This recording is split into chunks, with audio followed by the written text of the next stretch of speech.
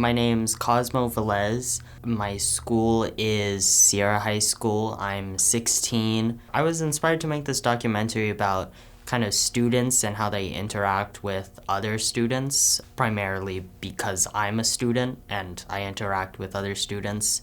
And I think that the way that a lot of people interact with each other is interesting, and the different dynamics that can occur between different people is something to be explored.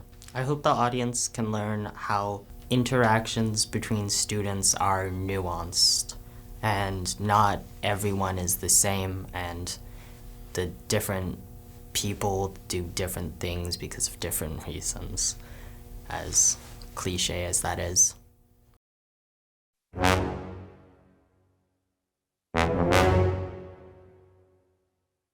The AP program has been around since 1945.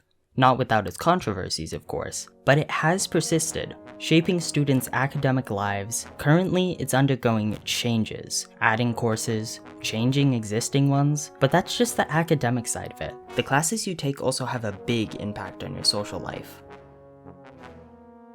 Can you state your name? Chandler Luke. My name is William Alexander Hutchinson. Before I was a teacher, I was actually a litigation attorney in Southern California. My first years of teaching were at this private school where everyone behaved without, there were never any discipline problems. Advanced placement, U.S. history, regular U.S. history, and then a new class called Career and Finance. I did student teaching outside of Berkeley. What type of classes have you taken over the past few years? Just the basic ones, just the ones that pass. Honors English, Math 2, Honors World Cultures last year. And then some electives. AP Lit this year, A-Push this year. I've played basketball about all 3 years. I always try to take as hard of classes as I can, like Honors English. I wanted to take math, but my credits didn't transfer over when I switched schools. My job at the beginning was to learn how to become part of a community with those kids. I think one of the best teachers that I've ever had is Mr. Hales. I'd honestly say Hales and Low. He's really more elevated. He's more of a college professor. So in the beginning of the year, I got exposed to COVID, and I missed a week of school. He grew on me, definitely, because he was kind of just focusing on the class. He really treats everyone with a level playing field. I'm not always looking for a nice teacher. I'm looking for someone who's actually gonna teach me the subject. I think motivation should be created by the teacher. I ended up being known kind of for not getting angry. In my classes, we try to every single day had a thought we never had before, even if it's me saying something crazy or trying to bring up something. And so I started to develop a relationship with my students from the beginning. I think it's good to bring into the classroom the world outside the classroom. It was a dance. It's something I've written about actually, because kids were testing me. Personally, I create motivation by trying to connect with the kids, trying to be real.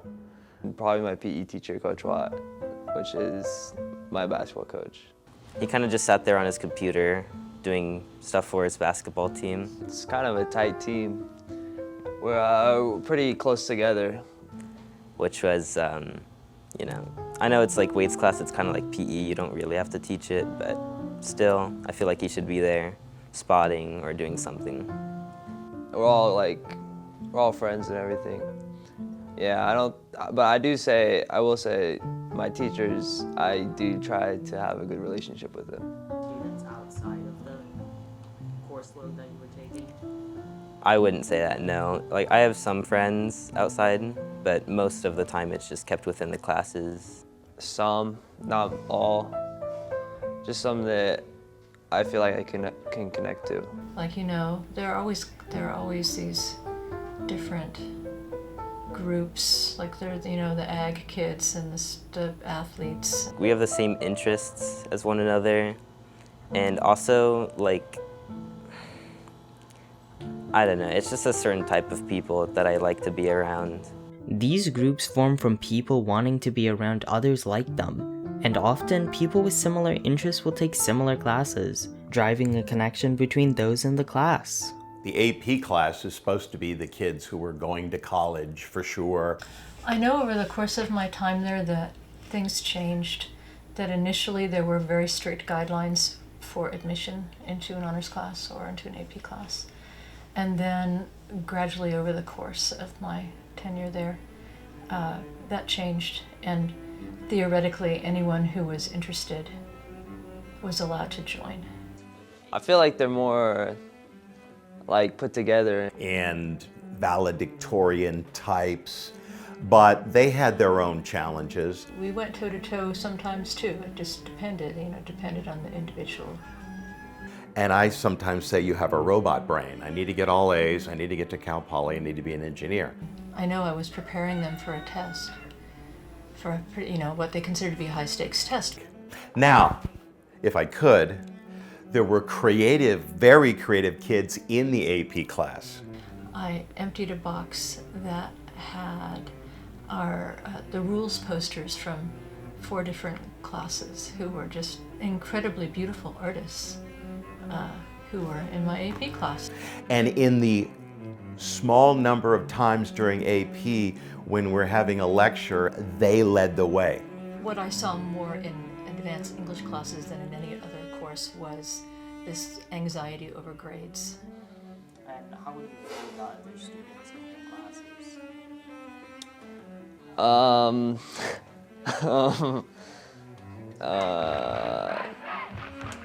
Loud.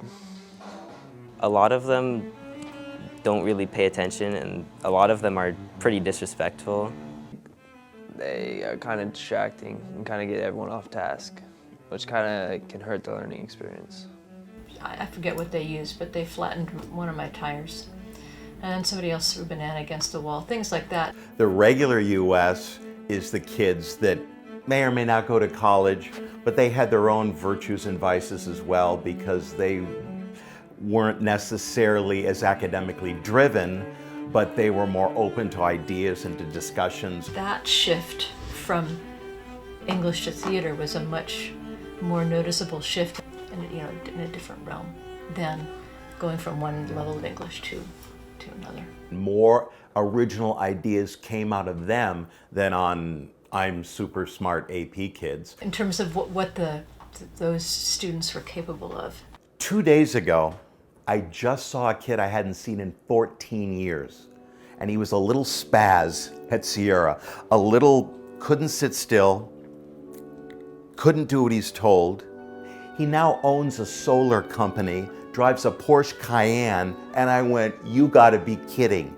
You own the company. Yeah, 14 years ago, I didn't know what you were gonna become. So high school is introductory in the sense of there's a lot more ahead of you. I want to make like the most out of this free education. It's a lot of work. It's a lot of work. So that's one of the factors that influenced who would take the class or who wouldn't take the class. Yeah, there's some kids that do both AP and basketball. And potentially have the opportunity to go to college as well in the future if I decide to go down that route. Sometimes I had students in all 3 classes. But the majority don't because it's really hard to juggle all of that together. I mean, sometimes I think there were people who came into the class who maybe weren't prepared for the workload, but for the most part, if they were in a class, among the students that I had, they took it seriously. I feel like if I wasn't playing basketball, I'd try to be in those classes. But since I'm playing basketball, it's kind of hard to do both. And a lot of my theater kids found an expression through that program that they didn't find anywhere else. So there's people that like can do all of that and still pass AP classes. I'm not one of those people. And There's definitely people that can't do that at all. They have a hard time in school, but they can go out on the basketball court and be really good. The choice that students have, allowing them the freedom to take an AP course, do a sport, or play an instrument, allows for kids to interact with their friends more, that certain type of people they just click with. High school shouldn't be a 4-year-long stress prison, nor something to be worshipped. Well, Hasty puts it best. Don't celebrate high school. Celebrate what you did after and beyond and who you are now. High school's a little part of it.